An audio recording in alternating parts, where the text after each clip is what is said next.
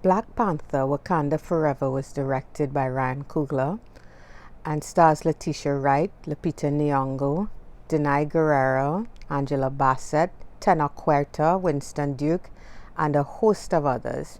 And the story takes up from a very sad place as King T'Challa has died.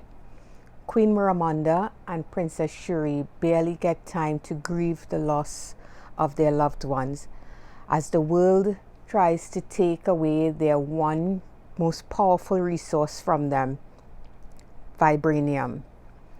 But some enemies are worse than others, and this is an enemy no one could see coming.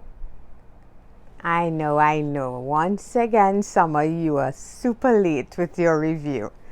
I apologize, guys, but again, like I said, this is a one-woman show, right? So it's not the easiest to find time to get these done. So let's just get to it.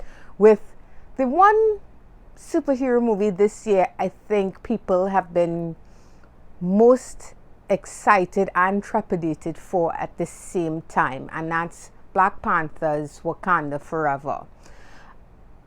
Of all the Marvel movies that are out there, with the exception of the big ones that combine everybody together, like Avengers and Endgame and all these, the Black Panther movies feels like those are the superhero movies people expect the most from. It's not allowed to just be a superhero movie anymore. People want so much from it. And with the tragic passing of Chadwick Boseman, this movie got even more pressure put on it. Director and writer Ryan Coogler had to face so much, not just the loss of his dear friend and his lead character, but also he had to scramble to rewrite this story that was written, you can tell in a lot of places, but that was written for Chadwick Boseman, and change the story to suit Letitia Wright's character Shuri. Also, they had to deal with COVID, and it was just one thing after another.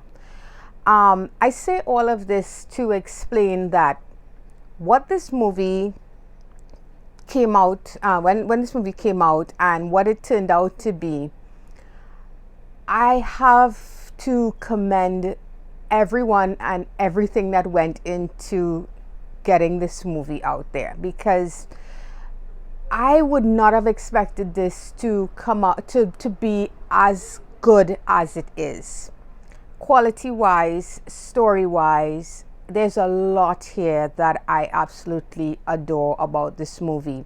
And as Marvel movie goes, it may be one of the most grounded, and it may also be one of the most somber, even take into consideration the death of our beloved characters before, because this loss is grounded in reality. So with all of that put aside, guys, this is a massive movie. I don't want to spend too much time because there are so many more talented people out there that I'm sure have done this much better than I can. So I'm just going to tell you where me, as a poor humble moviegoer, just a lover of the genre, how I feel about it, and I'll just break it up in 3 parts so that I can, get my thoughts out there clearly, because there's a lot to this movie. And movies like this, I always feel like it's difficult to review them after only seeing them once, even twice. You really need time to digest it. So I didn't want to rush into the review, which is another reason I took my time. So I'll start, of course, with the visuals. Let's start with the easy stuff, the visuals and the score. Now, this is where, and I might be starting, people be like, oh my God, you're starting off with a negative. What's wrong with you? No, there's some visuals here that are absolutely fantastic, and there are some that are not so much, for me at least. And I'll start with the one that I'm sure everybody is going to be talking about, and that's the city of Talokan and its ruler, Namor, or Namor, however you choose to pronounce his name, played by the actor Tenoch Huerta, who I sat there and I was like, isn't this the guy from Constantine? From Keanu Reeves' Constantine, the guy who got hit by the car? I googled the hell out of that, guys, and I'm still not 100% sure that's him, but I think that's him. Um, Anyways, the city of Talocan, the visuals of the city were breathtaking. The design, the choice to take Atlanteans and connect them with Mayan, Aztec um, history. I think it was a smart choice. I really did. I did read why Ryan Coogler decided to go that way, and it makes sense. I mean, in the world of comic books, we are accustomed. Comic book fans are accustomed to having mirror versions of these characters in both DC and Marvel. You know, it to the point where it's not even funny anymore. We just accept it as if there is a version on this end, there's gonna be a version on that end. But when it comes to the character of Aquaman and Namor, and the fact that they're all just called Atlanteans, you know, this is where things can get murky when you're making these movies. So I think it was a really smart choice, for a variety of reasons, to change the way these people look and to change the entire origin story for Namor, right? And for the most part, I quite liked it, guys. And I only say for the most part because I'm very greedy. I wanted more of Tenaquerta as Namor. He was one of my absolute favorite parts of this. I think he does a really great job with a character that could be very egotistical and very narcissistic in the comics, you know. So to add depth to that type of character and charisma to that type of character is not always an easy thing. I think he pulls it off well. I like the little wings. I don't know about you guys. I like the little wings. I thought it would have looked silly. It really doesn't. And the way he moves, the visuals of how they get him to fly really, really fast. It's almost like a hummingbird thing he does. I think it all worked. That stuff worked really well. I like the Atlanteans. I like the fact that their skin is blue. My only real issue with that is that we didn't get to spend enough time in that world. I wanted more time to explore Talocan. On the other side of the visuals, we have Wakanda. Now, I remember the first time we saw Wakanda in cinema, and everybody's reaction was the same. It was like, whoa, you know, this is amazing. And of course, you know, there's a lot of there's that fantastical element, but there's also the heritage element in the design of the buildings and so forth. This time around, guys, I did not feel that. I did not feel that, oh my God, look how good this looks. And I remember it took me back to when I first saw Asgard, and the second time I saw Asgard, and the third time I saw Asgard, and each time I was blown away, especially in Thor: The Dark World. I thought Asgard looked gorgeous. So, excuse me. So yeah, I was hoping to get that kind of impact from Wakanda, and there were a few moments like when they were. Oh, and guys, I'm gonna go spoilers in this because, you know, it's been out for a minute, and I think most of the fan base would have seen it by now. But I'll keep it mild. The moment where they were drumming on the drums to bring down the shield to enter the city. I love stuff like that. That was so cool. But Wakanda, to me, a lot of it looked like set pieces, whereas the first Black Panther movie, Wakanda felt and looked like a real place. You know, there was a sense of this place is lived in, these people actually exist, this world is real, that was missing from this for some reason. And again, I know they went up a lot against a lot with this movie. So I lean to be a bit more forgiving when it comes to the special effects and the set pieces this time around because COVID, you know, they had to work fast and work smart, and there's some stuff here that suffers for it, and one of those things for me personally was the visuals. That said, what I don't forgive is the look of the Black Panther. Now, in the first movie, one of the things that I thought really fell down for me was the fight scene between Killmonger and Black Panther when they were both wearing their cat suits, for want of a better term, right? It didn't look polished. It looked like special effects, you know, and it pulled me out of the movie a bit. The same happens here with Namor versus Shuri, Black Panther, in that Letitia Wright is a very slim, very small person. It's a comic book world, and I think it would have made more sense to find someone who fit that costume better. She did not look physically capable of taking down somebody like Namor. I don't care how much you say, well, she has Black Panther's strength and whatever.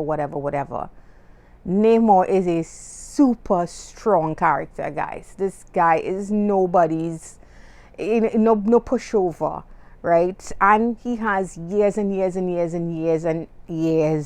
of fighting techniques and stuff behind him, and that type of experience.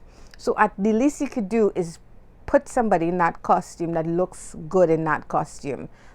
That costume, the special effects did not look good. The helmet looked really big on the head as opposed to the rest of the body. And then the body was so thin. It just did not work for me, and it was jarring to watch.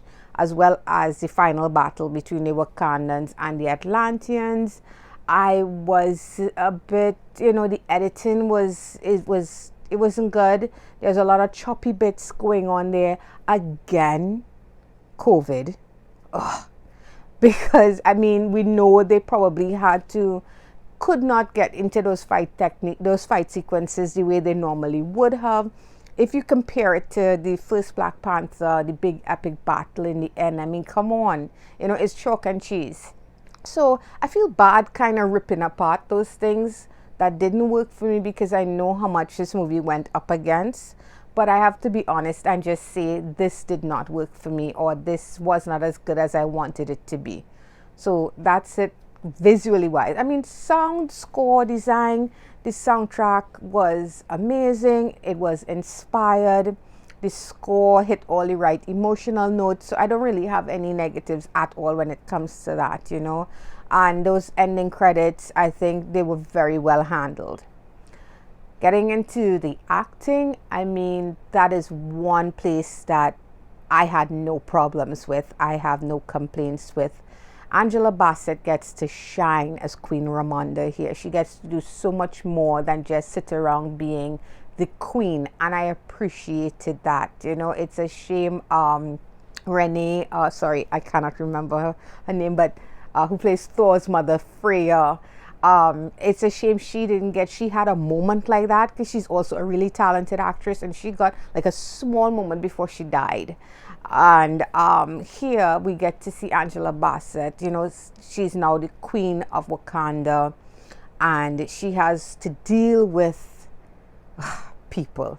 She has to deal with these super powerful nations, America, France, all wanting to take vibranium for themselves. They think the king is dead. They think Wakanda is weak. This is going to play into the story element, so I'm just going to stick to acting for now and say that she nailed it.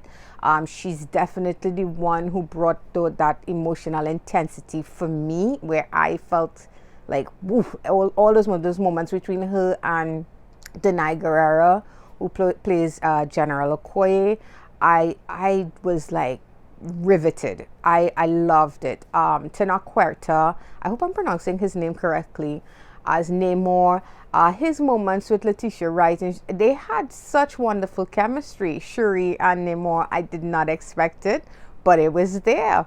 And those scenes also worked really well. I also think Letitia Wright, she had to carry so much this time around. Oh my God. She was basically Henry V. Everybody's gone, and she had to take up the mantle. And I think she did a solid job. I think she did a wonderful job. The parts that don't work as well, those are not, I don't see that as really being her falling, as so much as there are parts of this story that you can tell, you can see the rewrites, you know what I mean? You can see this moment was meant to happen with Chadwick Boseman, not Letitia Wright. It was meant to happen with T'Challa, I should say, not Shuri, and there's a big, huge reveal that happens right before Shuri becomes Black Panther. I won't spoil that one for anybody. And I felt like, yes, that was definitely meant to be T'Challa facing that character. You could tell. So there's an awkwardness to it there, and it's not so much the actor's fault. We also get the introduction here, guys, of Riri Williams, who will go on to be Ironheart. And I felt like the actress, she was really the only comedic element in this movie. Of course, it's hard to make a movie like this be funny considering everything. But she surprised me in that I thought I would have found this character to be annoying, and I didn't. I thought she was absolutely delightful, and I really liked seeing her here. And you know what? Organically, she fit into the story. Yes, it's a different retelling of her origins in the comic books. Tony's not involved, obviously, but I think it's handled well, especially considering there's a television series coming. The fact that she loses the armor by the end, so we know she's going to have to start again. I liked all of that. I thought it was good. I know it had people who said, "Oh, the armor looked like a Power Ranger armor." Dude, do you remember what Tony's armor looked like in Iron Man 1? I mean, come on, guys. You need to give some breathing room, and this is gonna get better and better. So acting wise, like I said before, I keep straying into visuals and stuff. Acting wise, I think she did a wonderful job. She has a big, huge personality, and I look forward to seeing her again. We also saw the return of Martin Freeman's character, the CIA agent, and we also had Julia Louis-Dreyfus popping up here. We know that she's going to play a part in Thunderbolts. We see her here. A bit unnecessary, if you ask me. I don't see why they had to put her in, but no harm, no foul, in my opinion. It was fine. Didn't do any damage, so whatever. So that, yeah, like I said, guys, I didn't have any issues with the acting. I felt like everybody brought their A game. Winston Duke, shout out to M'Baku, who's always a delight. He was also, I was saying that Riri Williams was really where we got our comedy from. He also brought it as well, and I look forward. I was actually surprised at the connection he had with T'Challa. I mean, we didn't see those years, I guess, after, and the fact that he's almost going to be like a mentor to Shuri if she allows him to be. So that's interesting as well, and it'll be fun to see what happens in the future, because if Shuri's anything like her comic book counterpart, her being Black Panther is not gonna be perfect. But moving forward from that, guys, the story or stories, there's a lot going on here. There are themes, of course, of super nations who invade countries just to steal their resources. Of course, we're talking about, in the terms of the movie, we have Wakanda being forced to protect vibranium on all fronts, and that's actually how the Talokans, is it Talosians? The people of Talokan. How they end up getting involved in all of this is because of the fact that these other nations, now that they know of the existence of vibranium, they want to weaponize it, of course. And they find it, and it could expose Talokan to the rest of the world, which they absolutely don't want, and I do not give them wrong. They have themes, of course, of smaller, nations, of people, the infighting that destroys these nations, that if these types of nations were to come together, they could do incredible things, but instead they fall to infighting. And we see that, of course, with Talokan versus Wakanda, and certain things happen between them that cause them to go to war with each other, which, by the way, leads to my personal favorite action sequence in this movie. That's the flooding of Wakanda. I thought that was amazing. That was definitely my favorite action sequence of them all. I did enjoy seeing Namor fight, and I did enjoy the fight on the bridge with General Okoye versus Namora and the other big guy. But that felt like classic Marvel, I should say, classic MCU. That flooding of Wakanda, that was amazing. And can we talk about that weapon, that ball with all, like half the ocean inside it? I don't know how they do it. It's amazing, and I would never want to face these Telosians in a water balloon fight. That they win. They definitely, hands down. And we also get a very, very shocking thing comes out of that. I did not see it coming. I don't know if anybody else did, but it was quite the shocker, and it really upped the stakes a lot. So that is my favorite scene, my favorite action scene of the movie. So yeah, we have those story beats going on there, and of course we have the main one of all, and that's how do you merge respect for the death of Chadwick Boseman with the character of King T'Challa. And I think Ryan Coogler does a phenomenal job of handling that. Oh my God, I would never want to be the person in charge of trying to get that right. And he did. Like I said, this guy is definitely the most somber of all the Marvel movies, for good reason. And it could not have been easy to get this done. I felt like that was handled really, really well. It was so much, and I think maybe in some places it's too much, because you have basically 3 points going on in this movie. And when you have that many plot points, you also have, I guess, another plot point, which is Shuri becoming the Black Panther. And when you have that many plot points going on, certain things suffer, certain things fall by the wayside, So I think when it comes to handling T'Challa and Chadwick Boseman, I think that is done really well. However, I feel like the whole plot of the rest of the world coming after Vibranium side by side with the Talokan versus Wakanda, I feel like it can be a bit too much, because the rest of the world aspect just kind of falls by the wayside, and it created plot holes for me personally. Like, for instance, I kept thinking to myself, okay, if the rest of the world is targeting Wakanda because they look at it as, okay, Wakanda is no longer has its protector, wouldn't they definitely be aware of Namor and his people, because they would have eyes on them? You are telling me a giant battle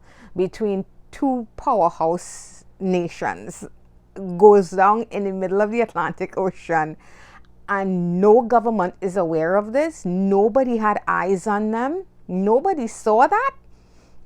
I find that very, very hard to believe. So I had to keep telling myself, okay, you know what, just let it go, Summer, let it go. But this is where those things suffer. It creates these plot holes that you can keep nitpicking at, and that sort of thing. Namor's reasoning for doing what he does, I mean, I get it, but it was also a little bit thin for me. And I felt like maybe if they had given us a mini series covering Talokan, you know what I mean? Give us a Namor television series, not like maybe 6 episodes, where we could spend time with these people, spend time with Namor, understand how deeply rooted his need to protect his people because of what he went through, because of what he saw as a child is. Then I would have probably bought in more to the whole, I am doing this because I'm protecting my people from the world and I don't want anybody to know we exist. And this is because I saw what colonizers can do. So I just wish we had a little bit more time with them so that I could connect with that city, that world, and their leader a bit more. Otherwise, everything we got here, in certain parts, I mean, like I said, Tenoch Huerta does such a good job with the character that he took what could have easily have been another forgettable Marvel character on screen, I happen to love Namor in the comics. I love that he's an ass. It could have taken this character and it could have fallen flat. So, you know, it was a bit of a tightrope there, again, because the movie feels plot heavy in some places, and some of these plots do feel like they could have been left aside. You know, you didn't need to squeeze in, oh look, the thunderbolts are coming, guys, don't forget that. But you know, it feels like, and again, Marvel Studios is trying to advertise, and I get it, but it's just a bit tiring. You know, let's just focus on what's here. We've seen so many franchises fall apart because they're so focused on what's coming next that they lose sight of what's happening here.